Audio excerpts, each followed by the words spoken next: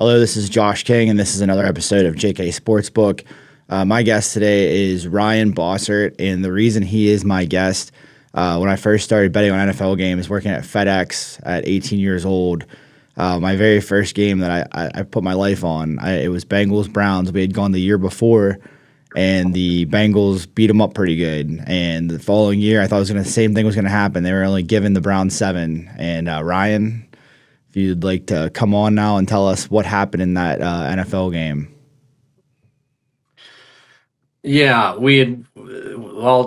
before that, we went the year before, if you remember correctly, we fell asleep in there was like a mall. There's like a mall that's near the Somebody took one of your stadium. tickets. And we got there, we left like wee hours in the morning in my Chevy Corsica, got to Cleveland super, super early, like earlier than anybody should have been there.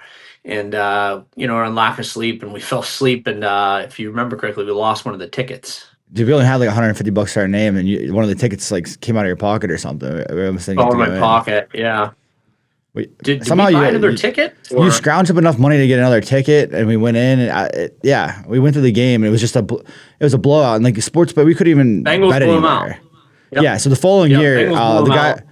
So then following year, we're working at FedEx, and I'm working on the one side of like where the package cars get loaded, and they had you in the infancy stages of what's called home delivery, which is they usually put all the old ladies in home delivery because it's all just the small, easy stuff. And you're over in home delivery with all the old ladies, and you sneak out middle shift to Come talk over to to me, and you're like, the belt. We've got to bet the Bengals minus Everything. 7. I was like, everything we Put had, the house dude, on no it. brainer. I was like, everything. You put our lives on it, and what happened in that game? The Browns ended up upsetting them in a barn burner. And I've never seen such evil fans, by the way. I mean, I thought Pittsburgh fans could be brutal, but man, those Cleveland fans, after a victory, were making us feel like total dirt. They were rough. Yeah. They were brutal. I mean, do you remember I kept saying like, hey, like it's possible, that pick did not come six. through. I kept asking for like a pick six. I'm like, hey, it's possible. Like they were up by like 14 the entire game. Like, I'll pick six, changes the game. But then I was like, maybe they'll go for two. You were young at that point. I mean, we were what, 19, maybe 20, 19 or 20. Man, we were probably we were probably 19, 18, 19. 19. And no money whatsoever. This is where the gambler in you came out, where you were already thinking up backdoor covers. You were like, well, if we get this and this, if they get a pick and then they get the onside kick, then we could backdoor cover. So in your infancy stages of betting, you were already imagining backdoor covers. We're gonna get in the NFL game, but the best thing that I've ever been a part of is because it's the same. Like Timberridge was taking the bets, which is hilarious to think of. Because if we would have lost, we would have paid. And I think they ended up owing me money, never paid me on a bigger bet later. It was the Pitt Duquesne City game. If you remember, it was the craziest thing. We were cheering for Duquesne to score because we needed Pitt to cover by like 7. Duquesne played them so tough. We needed 2 overtimes. So like we would be cheering for Pitt to score, then Duquesne to score, and people were like, "What's going on with these guys?" Then Pitt ended up running away with it. We somehow covered that game, and I put the most money I ever did. It was like maybe $500 or $600, and I felt like $1 million. We won the game, and then I got snake bitten by the Steelers Browns. That 0-degree game, Ben, and that's whenever it started. The trouble kind of started. And then in my personal life, I never really asked you this, but obviously I got into NBA betting. Like I was winning NHL in like 2019, whenever you could bet it, live casino. I went into like 20 grand worth of debt because I gambled somebody else's money on the Splash Brothers. Like I got caught up in the entire playoff series, and it took me years to pay it all back. And now, like this past year, speed things up. BetMGM had me living there at National Harbor, and the only reason I moved out was I was eating Shake Shack like 3 times a night. So I'm good. I'm actually in the profit now, thank God. But it was really rough to get there. Of course, whenever you need the money, you don't win. Whenever you don't need the money, that's when you start to win. So where are you in your betting career? Like, are you up or down? Like, I really don't know. I bet very sparingly nowadays. When you have a son and other responsibilities, the betting is few and far between. You know what I am when it comes to betting? If I attend a game, there's something about sweating a bet live. So if I'm going to a game, I'm probably betting on it. Like that Pacers-Bucks game in Milwaukee last year. That Pacers-Bucks game. Did you bet that game with me? I don't remember if I did. If I didn't, I wish I would have, because the Pirates were definitely a dog and they crushed them. But the best live experience betting was that City game that you're talking about. That where Yeah. I think I put the most I had ever put on. I think I put $300 or $400, which at the time was a lot of money. You might have put 500 or 600, I had like and 600. I was like, it's dude, the I was like, best. It's the best yeah, sweat because it looked like it was dead. They went to overtime. Pitt ended up somehow covering, and I never saw a dime of that money. yeah, I right, never right. saw You a never dime. did. I We had to never sweat it collected out. on it. I don't know. Dude, there was something shady going on there. Like That guy, I remember going to his house. I remember going to that guy's house. He lived by LA Fitness in Greensburg. I was like driving like my like shitty ass car, sitting outside his parking lot, like kind of scared. Texted him, "Hey man, I'm here to get my money." And like he had a family and stuff. But that's a dark. That's Pittsburgh before. People would be shocked. Our real stories of gambling was when we were kids going to the underground card games, Sarah's games, and like whenever I was making great money at the trip, I actually lost everything. I remember I take my TV to give it to Glatz, and like I was doing weird shit just to keep playing cards. Like, but that's what I miss. I fucking love that. did you Are play you, at the East Huntington? Did you play at the East Huntington Gun Club? dude? Oh yeah. Always. I mean, dude. Anytime there was games, you would actually win. I never won. You know that. I would like have these runs where you'd see all these chips, but I would never walk out of there with chips ever. You never hold it. You never hold up a win. Yeah, Phil Sanders. Phil Sanders used to always drive me to that game in his old Chevy Lumina, his white Lumina. Smoking like, yeah, man, yeah, we're gonna have a good night tonight. It's gonna be a good night. Hey, what's your real thoughts? Like, we're gonna go to the NFL preview real quick, but really, so you watch like a lot of my bets. Like, I get like some of these Pirate games, put like 1,000 to 1,500. Those are sweats, no matter what you're making. What are your real thoughts about me and some of the bets that I make? Do you think they're wild, or do you see like a more controlled, professional approach? I feel like some of your NFL bets are a little wild. I think you bet the Raiders a little too much, but it feels like you're pretty sharp on NHL. I feel like more often than not, you're on some NHL bets that make a lot of sense that I look at and I go, huh, and then it comes through. So it Right. seems like you're a little more in tune with NHL than any other sports. I could be wrong, but that's just my assessment from the outside. Well, the best, I mean, actually, NBA playoffs, I've been on for years. That Golden State really taught me. It's like weird because like you wouldn't think of me as an NBA guy, but really, I want to bring you on, and we're gonna get in the NFL games. Is that this JK Sportsbook? It's more about amateur sports and just kind of having fun. But I am going to put all of my bets publicly this year, and I encourage people to bet with us. And I think you're better at NFL than me. I have some ideas on some of the games, but what platform? Because BetMGM paid me to live there last year. DraftKings, I was like almost to like the higher level. What service do you bet on? You It's a personally? good question. I use Caesar Sportsbook because of the amount of poker that I'm dialing back the poker play a little bit just due to a lot of other things, but I still will support the Caesars brand because then I get perks whenever I do play in tournaments and travel to Vegas.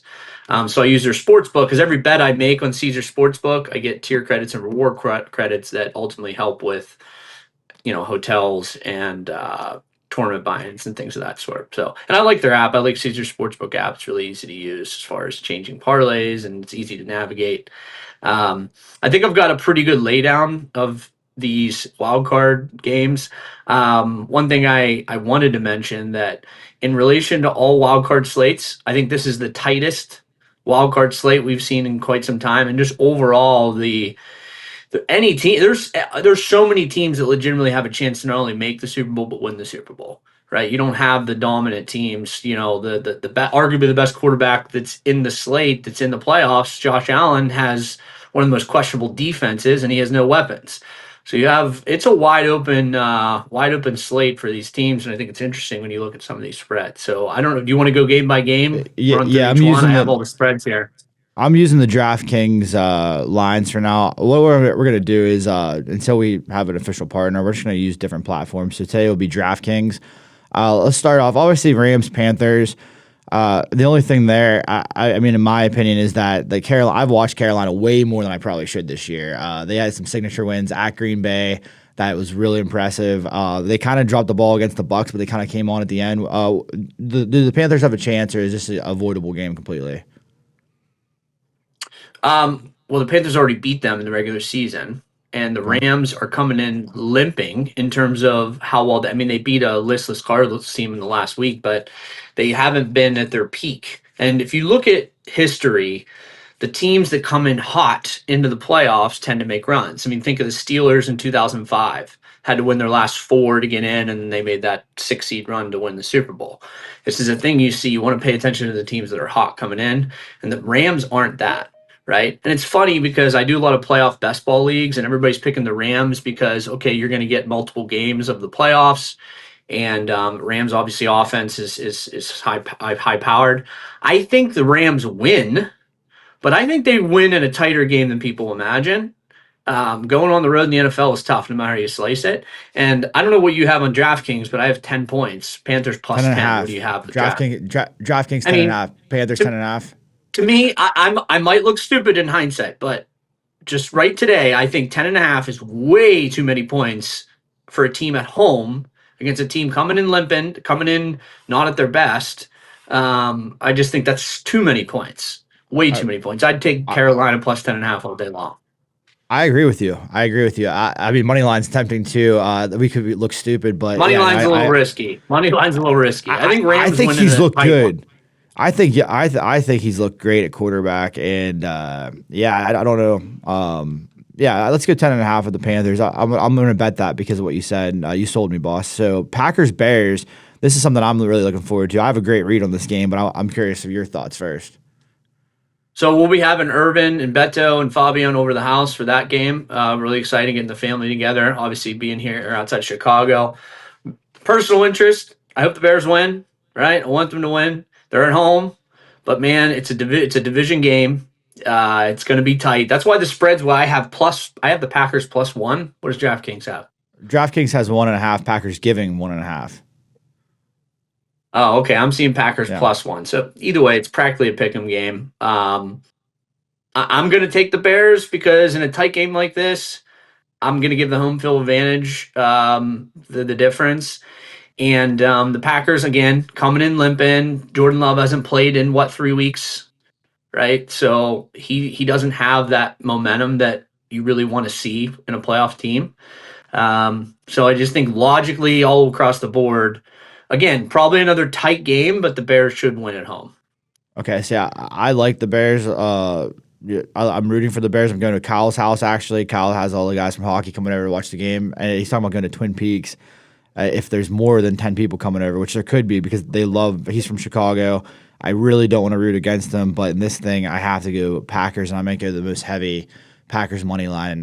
Jordan Love hasn't played in a few weeks, you're right, but Malik Willis looked great if he has to come in, but I think that they planned this out, and Jordan Love is significantly the better quarterback. I am worried just a little bit that I watch a lot of Jordan Love, and I think he is in the top 10 of quarterbacks, except for one little thing, is that he makes these weird picks. That pick he made in the NFC Championship game against the Niners late, he threw the ball like right up the – he does the same. It's like 20 yards, overthrows like a tight end to the secondary, and it happens quite often, and it kind of concerns me. The Bears' defense is good. I like the Bears' coach. I watched a lot of those post-game celebrations. Seems like he has the locker room. The Bears' defense – if I could – I'd sorry to interrupt you, but the Bears' defense isn't great, but what they've been good this year at is make turnovers. They've been a defense full of they're going to give up yards, but they find these turnovers. So the turnover battle is going to be huge. The Bears can turn them over once or twice. So you're saying maybe not bet the Packers as heavy. You've sold me on not to go as heavy on the Packers here, and maybe I'll just stay out of this game and enjoy it because you're right. This is a game I wouldn't even want to bet, quite honestly. Right. Okay. Yeah. All right. Then we're gonna stay out of that game. I might bet the over. I might bet the over on this one. All right, so we're kind of pressed on time. We have 4 games here. Let's go a little faster. Bills, Jaguars. This game's fascinating to me. I mean, if you're Buffalo, you don't want to go to Jacksonville for a road playoff game. This Jacksonville Jaguars team has been magical. I shared that con at the beginning. It goes, we're winning in September. It's going to go on forever. And I fucking love that owner and coach. Weird guy. GM's like this cocky kid.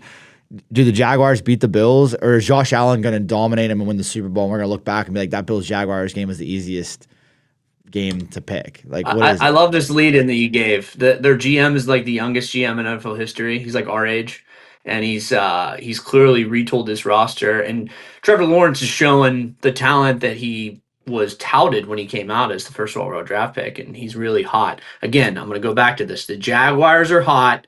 The Bills defense can't stop anybody to save their life.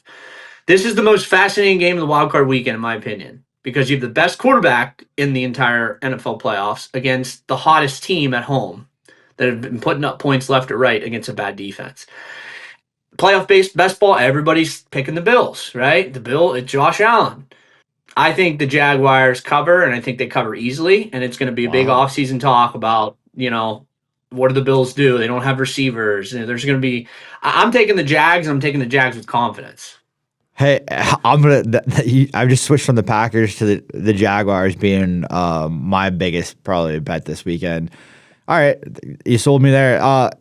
Niners Eagles. I don't even want to spend If any the Bills time. win, if the Bills win, just the last point of this game, if No, the go ahead. Bills win, it's like 38-35 because Josh Allen, the way he's going to beat him is keeping up with him somehow. Right, And like it's that probably going to Bengals be game when Josh they beat Allen the being Bengals. heroic. Like when he beat the Bengals, like the Bengals had that game won, That's and Josh Allen stole it that's so hard to do. It's so against hard to do. Jacksonville. In Jacksonville too, it's gonna be. I don't. Oh, it's gonna be tough. Look, Niners, Eagles. I don't want to spend any time on that. I hate the Niners. The Eagles are tough. The money line doesn't give any action. It's minus 250, 5.5. Am I missing something there? Or do you agree? Just move on. I'm taking Niners plus the points, and I'm loving it. All right. What? Loving Go ahead. it. Why? So the Eagles' defense has been their strength. Their offense, on the other hand, has been incredibly, incredibly inconsistent. I think Brock Purdy is a much better quarterback than Jalen Hurts. You have the best player in the field in Christian McCaffrey. You have a healthy now George Kittle. You have a healthy Juwan Jennings. You have that. The Niners are going to put up points against the Eagles' strength, and I think 4.5 is just too many points in this matchup. All right, I'm gonna bet the Niners too. Thank you for that insight. I would have stayed away completely. Chargers and the Patriots in New England. This one's easy. We don't need to talk a lot about this one. You have the Chargers What? flying completely east against a Mike Vrabel well-coached team with possibly the MVP and Drake May. I think the Patriots cover with ease. Okay, I disagree with you vehemently, and that makes me want to go even further. This is the only game we're going to go opposite. I'm going to go even heavier. I think the Chargers are going to go in there and take care of business. The Raiders and the Steelers beat the Patriots this year in New England in the regular season. Raiders week 1, Steelers a couple weeks later. The Chargers are a lot tougher than people think. Herbert, in my opinion, I've said it before. If I was drafting, I obviously take Mahomes 1, but I used to say like, hey, the argument could be made you take Herbert over Mahomes. That's how good Herbert is. I think this is Herbert's coming out party. I know he hasn't had like the greatest season, but I think the Chargers are sneaky good and they're going to win that. And then last but not least, We'll see. And hey, for Ryan coming on, if you share this on YouTube, if you share it on your Facebook, we're going to do a random drawing. This is a Devin Bush jersey, and the reason for it is Ryan, you thought it was because you live by him, right, in Mount Washington, right? He was my next door neighbor in Mount Washington. Yeah. Okay, well, I got this autographed. It's like it has like the stamp on it and stuff, but I got it and I thought it was a gem because Devin Bush, I don't know if you remember this, he tortures a cat on like Instagram or something. I love cats, so like this isn't like I love it. I'm like, what the fuck is this guy doing, torturing cats and putting it on there like it's like cute? And the Steelers didn't suspend him or anything. I'm like, what is going on there? So I like it. I think it's a funny jersey because of that. Because like, dude, like if you're the Steelers, you gotta get rid of that jersey because like, that was such a bad video. Probably the worst video that any Pittsburgh athlete ever shared, except for Chapman playing with his mom on. Remember when Chapman, like it was like Happy Mother's Day? Did you see that video of Aroldis Chapman? Oh, dude, it's yeah, it's like he's disturbing, right? It's either Devin Bush with torturing a cat or Chapman playing with his mom on Mother's Day, and like you can just go look up the video yourself and tell me I'm not wrong. But okay, Steelers Texans. I love the Steelers. What about you? Well, I guess we're going to have two games we're opposite on. There's no way Aaron Rodgers and that receiving attack that is just pretty much DK Metcalf and nobody else is going to be able to score enough points on that Texans defense. There's just no way. You are wrong. You are wrong. Adam Thielen's playing great. Listen. The Texans have enough weapons on offense between Nico. Again, I'm going to play this. The best player in the field is going to be Nico Collins. He's arguably one of the best receivers in the league. And then you have Dalton Schultz. You have really good complementary pieces.